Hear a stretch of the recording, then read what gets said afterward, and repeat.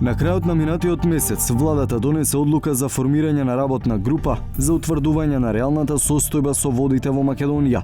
Алармот кај централната власт го вклучи драстичното губење на вода од Преспанското езеро. Последните информации со кои ние како сектор располагаме со нив кажуваат на алармантната состојба со намалувањето на водостојот во Преспанското езеро. Но тревогата требаше да биде вклучена многу порано, барем според организациите кои се борат за заштита на регионот, иако сметаат дека е добро што властите конечно се сетија на овој проблем.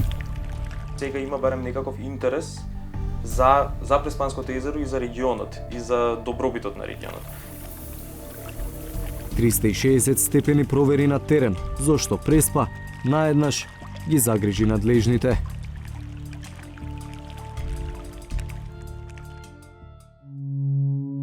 Преспанското езеро го делат три држави – Македонија, Грција и Албанија.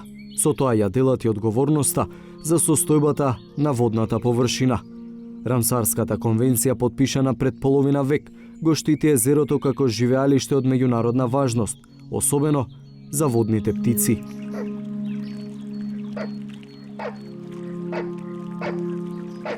Но документот сам по себе не може да го спречи огромниот губиток на вода од езерото, особено во последните неколку месеци.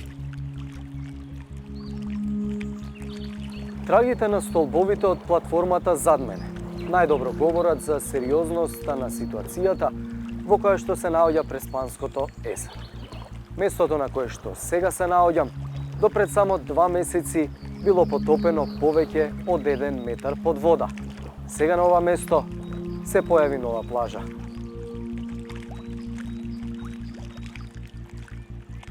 Трите главни причини за падот на нивото на водата се: прво, тоа што езерото понира под Галичица и се влева во Охридското езеро. Второ, тоа што водата се користи за наводнување во трите земји. И трето, климатските промени.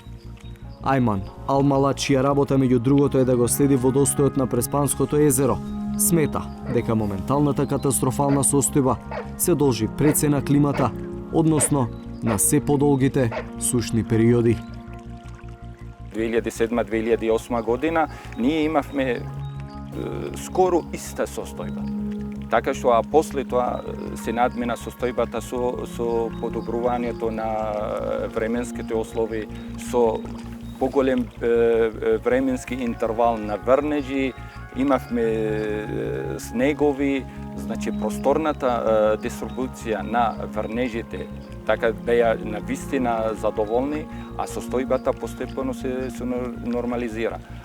За да дојдеме, еве, и како што вие видовте и сами, во една таква состојба во моментот. Алмала, кој со години го следи езерото, веќе ги знае последиците. На удар се и луѓето и останатиот жив свет.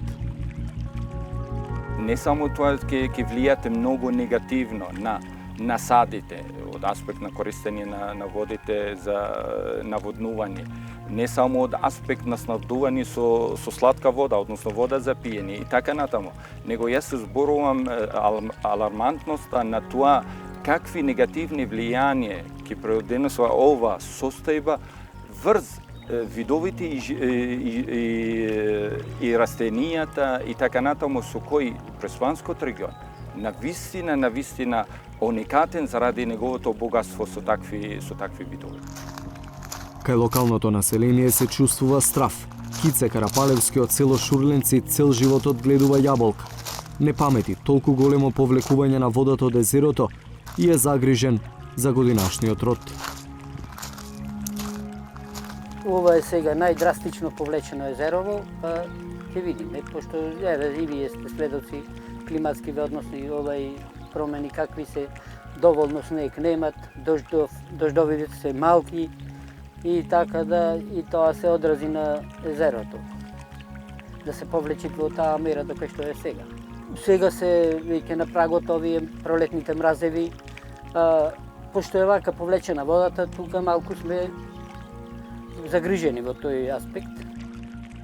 Празнењето на езерото не им оди во прилог ниту на викендашите, како битолчанецот Гоце Трпковски.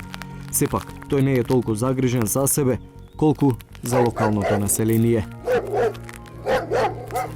Риварите се загрижени заради да не се наруши еколошката равнотежа, да го изгубат риболовот како гранка, од која екзистира доста семејства.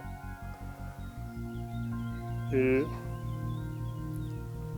се плаша да не се влоши состојбата, уште повеќе. Но, она што му се случува на Преспанското езеро не е изненадување за една група луѓе. Тие бараат активни мерки од властите подолго време, а пред 1 година и половина отворија и своја локална канцеларија во Ресен. Македонското еколошко друштво и денес ги повторува аргументите дека за комплексниот проблем нема брзо и едноставно решение, бидејќи сегашната состојба е последица на долга низа лоши одлуки. Невладината организација прво бара стратегија, а потоа акција. Во тека формирање на експертска група која што ќе треба да ги собере сите тие податоци, кои што ги зборев претходно, значи ни требаат податоци за колку бунари има, наводнување, точната преципитација и така натаму, и за да се соберат сите тие да се стават во еден модел кој што би можел убаво да го објасни нивото на водата. И секако таа експертска група треба да постои човек еден или група која што ќе е одговорна да ги собере и континуирано да ги собира тие податоци понатаму. Бидејќи не се додека има со прекини во тие податоци, толку ќе бидат понеточни нашите модели и понеточни ќе бидат нашите одговори на тоа прашање за што се случува со Преспанското езеро.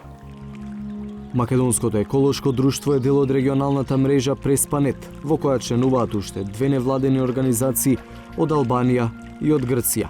Нивната заедничка цел е заштита на Преспанскиот басен, работат на управување на водите, мониторинг на флората и фауната и кревање на јавната свест. Како и еколозите, излез од кризата само преку соработка гледаат и од локалната власт во Ресен.